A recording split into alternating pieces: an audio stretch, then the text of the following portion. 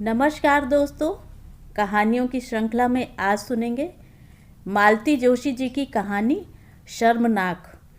लेकिन उससे पहले मेरा आपसे विनम्र अनुरोध है कि अगर मेरे द्वारा सुनाई हुई कहानियाँ आपको अच्छी लगती हैं तो मेरे चैनल को सब्सक्राइब ज़रूर करें, लाइक करें और अपने दोस्तों और परिचितों में शेयर भी करें। बेल आइकन दबाना बिल्कुल भी ना भूलें। आज सुनिए शर्मनाक। माँ का फ़ोन आया था। पापा आईसीयू में भर्ती हैं। 10-12 दिन पहले इसी तरह का फ़ोन विक्की के पास गया था। माँ मजबूर हो गई थी, नहीं तो वे कल्पना में भी पापा को बीमार न करती। संभव होता तो वे खुद बीमार हो जाती, पर फिर फ़ोन कौन करता। पापा तो इस बचकाने खेल में हरगिज़ शरीक नहीं होते। पिछले 1.5 साल से विक्की ने घर की शक्ल नहीं देखी थी। होली, दिवाली, दशहरा सारे त्यौहार सूने ही निकल रहे थे। हफ्ते 15 दिन में फ़ोन पर एक रस्मी सी बात हो जाती थी, बस। माँ परेशान हो गई थीं और उन्होंने यह सदियों पुराना नुस्खा आजमाया था। नुस्खा बेशक पुराना था पर अचूक था, इसलिए काम कर गया। विक्की बाबा दौड़ते भागते घर पहुँचे और वहाँ सबको भला चंगा देखकर एकदम बिफर गए। ये कोई तरीका है? मेरी 2 दिन की छुट्टियाँ बर्बाद हो गईं। फ्लाइट का पैसा गया सो अलग। ऑफिस में सब लोगों को पता चलेगा तो अच्छा खासा मजाक बन जाएगा। हद होती है यार किसी चीज़ की। माँ उसकी बमबारी से ज़रा भी नहीं घबराईं, बल्कि उससे भी ज़्यादा आक्रामक होकर बोली थी, तुम यहाँ देश में रहकर भी सालों साल शक्ल नहीं दिखाओगे तो हम और क्या करेंगे।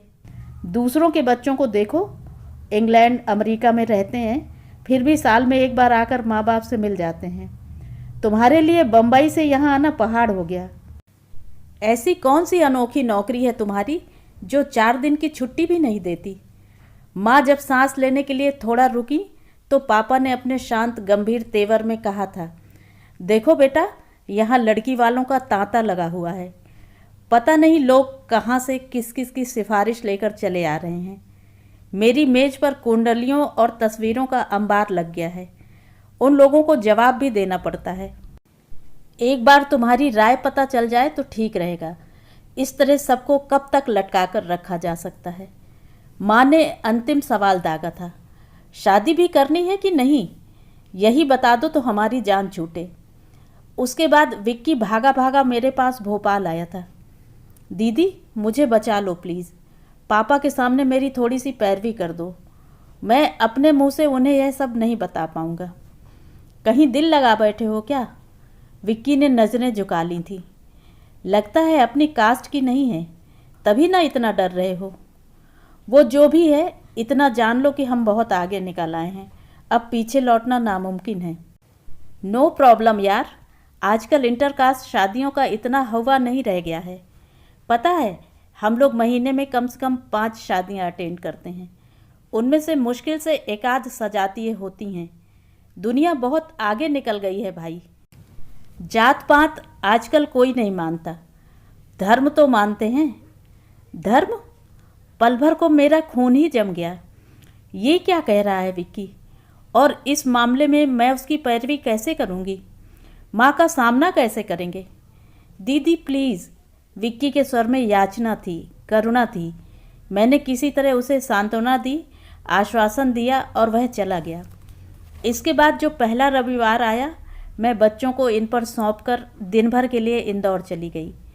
काम मुश्किल था, मैं जानती थी, पर मैंने विक्की को वचन दिया था, इसलिए बड़े ही सधे शब्दों में अपनी बात उन लोगों के सामने रखी। पापा तो शांत भाव से सब कुछ सुनते रहे, पर माँ एकदम ज्वालामुखी की तरह फट पड़ी। वे करीब 1.5 घंटे तक अनवरत बोलती ही रहीं। बेटे की पढ़ाई, पापा का प्रोत्साहन, बाहर की नौकरी, गलत सलत दोस्त, पता नहीं कितनों को उन्होंने अपनी लपेट में ले लिया। माँ बरस कर चुप हो गई तो मैं जाने के लिए उठ खड़ी हुई।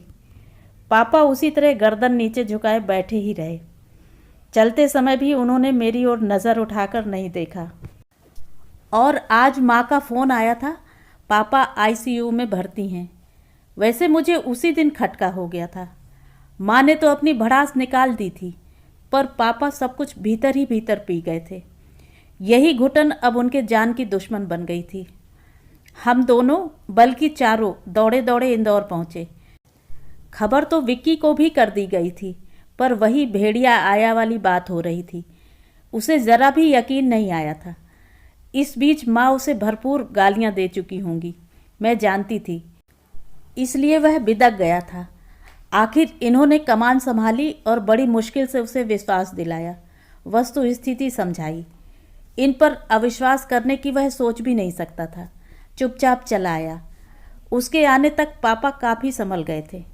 वे ज़रा ठीक ठाक लगे तो इन्होंने मुझे बच्चों के साथ वापस भेज दिया। स्कूल का हर्ज हो रहा था।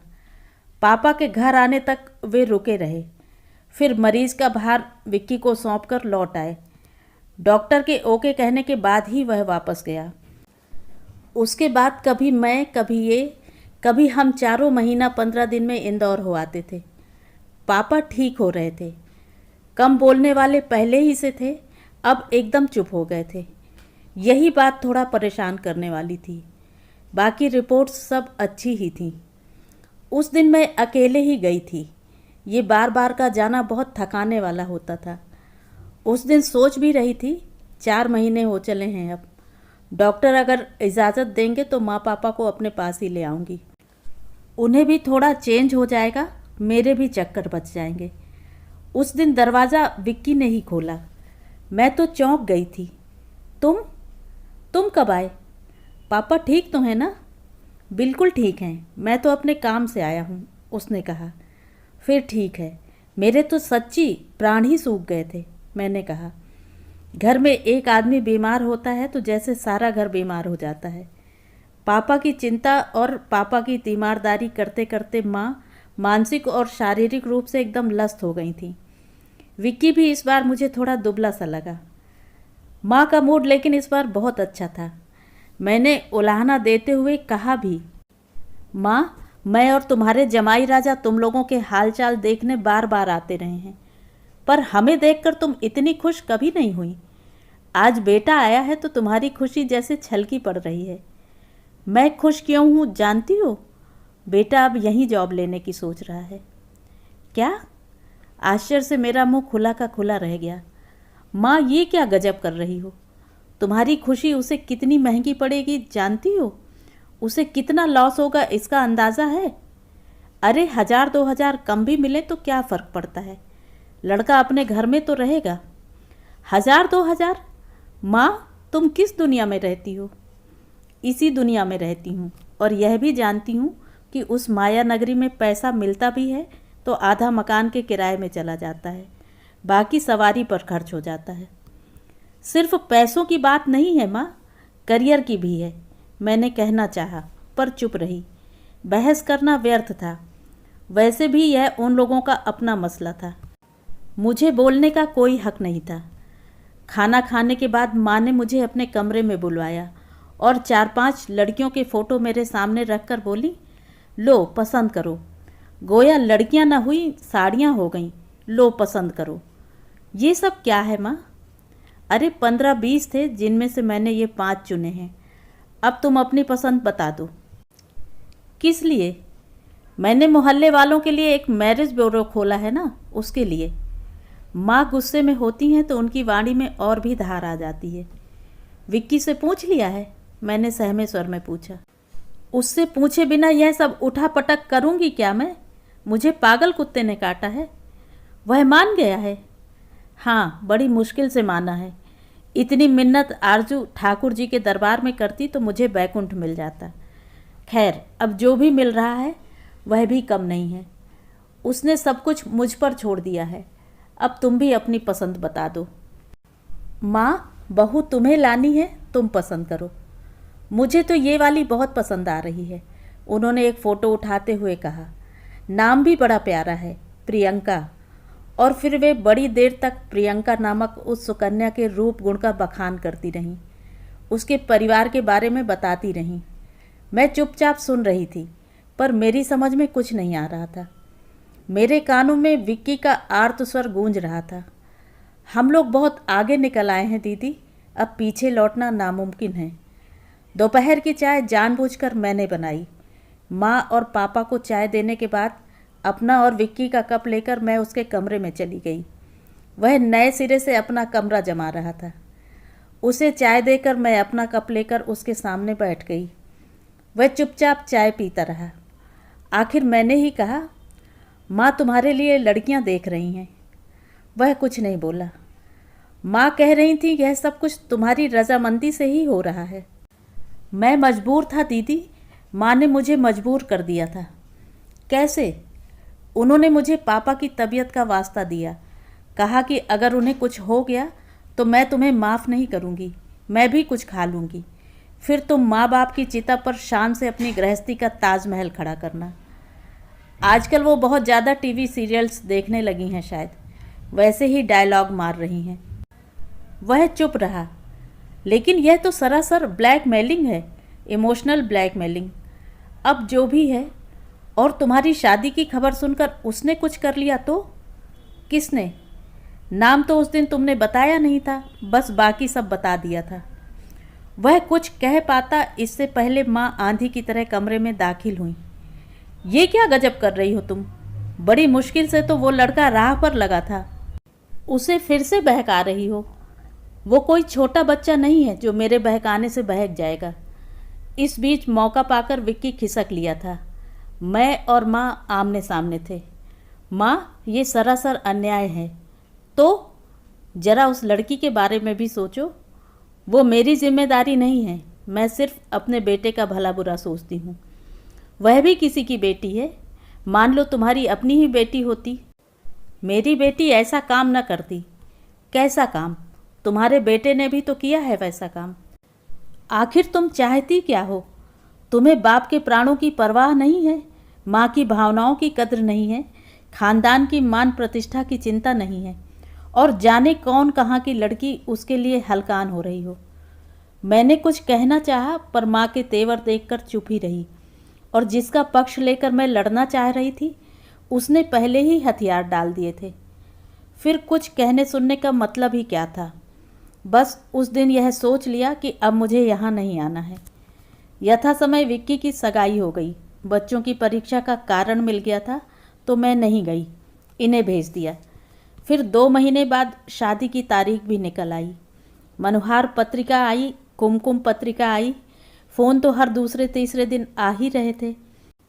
मैडम, अपने शॉपिंग सेशन से पहले कम से कम 2 दिन की नोटिस दी जाएगी, पैसों का इंतज़ाम करना होगा। इतना खर्च करती हूँ मैं? अरे भाई, ये कोई ऐसी वैसी शादी थोड़ी ही है, आपके इकलौते भाई की शादी है। हल्दी, मेहंदी, संगीत, फेरे और रिसेप्शन। इन्होंने फेयर एंड लवली के मॉडल की नकल उतारते हुए कहा, 5 कार्यक्रमों के लिए कम से कम 5 नई ड्रेसेस तो चाहिए ना। कोई मेरी शादी हो रही है? नहीं, श्रीमान विवेक जी की हो रही है। पर उस शादी में आप अपने पुराने कपड़े तो नहीं पहनेंगी, इसलिए जल्दी से अपनी शॉपिंग कर लीजिए। फिर अगर समय रहा और पैसे बचे तो हम भी अपने लिए एक कुर्ता पाजामा और बच्चों के लिए टी शर्ट्स खरीद लेंगे। मैं शादी में नहीं जाऊंगी। क्या गजब करती हो भाई, मुद्दतों बाद तो मौका आया है ससुराल से मालटाल वसूलने का, और वह भी आखिरी मौका, और तुम ना नुकुर कर रही हो। आप चले जाइएगा। मुझे क्या पागल कुत्ते ने काटा है? तुम्हारे बिना जाऊंगा तो कोई पानी भी नहीं पूछेगा। अभी सगाई में अकेले गया था तो सबने पूछ पूछ कर मुझे बेहाल कर दिया। सबको कारण बताते बताते मेरा गला सूख गया था। तब से कान पकड़ लिया, ससुराल में अकेले कभी नहीं जाने का। कोई घास नहीं डालता। तो फिर हम में से कोई नहीं जाएगा। भाई, बात क्या है? कुछ बताओगी भी? किस बात पर नाराज हो, कुछ पता तो चले। मैंने सारा किस्सा बयान कर दिया। कुछ देर सोचते रहे, फिर बोले, जब वह सारी बात भूल गया है या भूलने की कोशिश कर रहा है तो तुम उसे तूल क्यों दे रही हो? ये सिद्धांत का प्रश्न है। देखो, रिश्तेदारी में सिद्धांत वगैरह की बात कोई नहीं समझता। बिना बात के हमेशा के लिए बदमजगी हो जाएगी। मैं मुफ्त में बदनाम हो जाऊंगा। सब लोग सोचेंगे कि ज़रूर जमाई बाबू किसी बात पर रूठ गए हैं, इसीलिए बिटिया को नहीं भेजा। नहीं तो कौन बहन होगी जो भाई की शादी पर नहीं आना चाहेगी? मैं चुप। देखो, संस्कृत का एक श्लोक है जिसमें वर्णन है कि शादी में दुल्हन क्या चाहती है, दूल्हा क्या चाहता है, समधियों की नज़र किस चीज़ पर है, दुल्हन की माँ की कामना क्या है वगैरह। अंतिम वाक्य है, शादी में मेहमान सिर्फ दावत पर नज़र रखते हैं। मिष्ठाने इतरे जना, तो हम लोग जो हैं इतरे जने हैं, हमें सिर्फ मिष्ठान पर नज़र रखनी चाहिए। बाकी जो हैं उनकी समस्याएं वे लोग अपने ढंग से निपटते रहेंगे। खैर, शादी में तो जाना ही था। बेटियां इतनी भी बेमुरव्वत नहीं हो सकती। फिर इकलौते भाई की शादी थी, ना जाती तो सबको बुरा लगता, सबसे ज़्यादा पापा को दुख होता, और इस समय मैं पापा को ज़रा भी दुखाना नहीं चाहती थी। लौटते समय सामान इतना बढ़ गया था कि हमें एक नया सूटकेस लेना पड़ा। माँ पापा ने हम चारों के लिए कपड़े बनवाए थे। विक्की की ससुराल से भी सबके लिए जोड़े आए थे। मामा लोगों ने भी अच्छा खासा भात दिया था। पापा ने दोनों नातियों के लिए सोने की चेन बनवाई थी, मेरे लिए हीरे के टॉप्स और दामाद के लिए नवरत्न की अंगूठी। हीरे की अंगूठी शादी में दे चुके थे। वहाँ भी भीड़ भाड़ में ठीक से कुछ देख नहीं पाई थी। घर पर आकर सब कुछ एक बार फिर से देखने की इच्छा हो आई। मैं सारा फैलारा लेकर बैठी थी तो ये गंभीर मुद्रा में बोले, ससुर जी ने अच्छे खासे खर्च में डाल दिया है, इस महीने का सारा बजट गड़बड़ा जाएगा। क्यों? अब तुम अपनी सखी सहेलियों को, मोहल्ले वालियों को बुला बुला कर रोज़ नुमाइश लगाओगी कि नहीं? तो उन्हें क्या सूखा भेज दोगी? मिठाई तो खैर तुम्हारी माँ ने बहुत सी बांध दी है, पर चाय पानी का खर्च तो मेरा लगेगा। आप ही को तो लालच हो रहा था ससुराली माल टाल का, अब शिकायत क्यों कर रहे हैं? मैं तो आफ्टर इफ़ेक्ट्स की बात कर रहा हूँ। माल टाल से मुझे कब ऐतराज़ है? शादी में जाने का एक ही तो आकर्षण होता है। किसी की भी हो, शादी तो पीर का मज़ार है, नज़र चादर और चढ़ावे पर होनी चाहिए। आपका हिंदी का ज्ञान शायद प्रेमचंद पर शुरू होकर प्रेमचंद्र पर ही समाप्त हो जाता है। हाँ यार, एक कहानी थी कोर्स में, ईदगाह। ईदगाह नहीं, नमक का दारोगा। हाँ, वो भी थी 10th में। ईदगाह 8वीं में थी। दोनों में कंफ्यूज हो जाता हूँ। तो मैं क्या कह रहा था? शादी किसी की भी हो, नज़र चादर और चढ़ावे पर रखना चाहिए। मिष्ठाने इतरे जना, समझ गई ना? हम बस इतरे जना हैं। क्या मैं भी इतरे जना थी? फिर लेडीज़ संगीत में मदहोश होकर ठुमके किसने लगाए थे? दोनों हाथों में कुहनी तक, दोनों पैरों में घुटनों तक मेहंदी किसने रचवाई थी? पूरे घर को रंगोली से किसने पूरा था? विक्की का कमरा अपने हाथों से किसने सजाया था? प्रियंका का श्रृंगार किसने किया था? कौन उसे लेकर विक्की के कमरे तक गया था? उस समय एक बार भी उस अनाम, अपरिचित, अनदेखी कन्या की याद नहीं आई जिसका पक्ष लेकर मैं माँ से भिड़ गई थी। क्यों? वह इसलिए कि मैंने उसे अंतर्मन से कभी स्वीकार ही नहीं किया था। उसका प्रसंग समाप्त होने के बाद मेरे अवचेतन ने अनजाने ही एक राहत की सांस ली थी। यह सब स्वीकार करते हुए भी शर्म आ रही है, पर सच तो सच होता है ना। तो ये थी कहानी। कहानी आपको कैसी लगी कमेंट करके ज़रूर बताएं।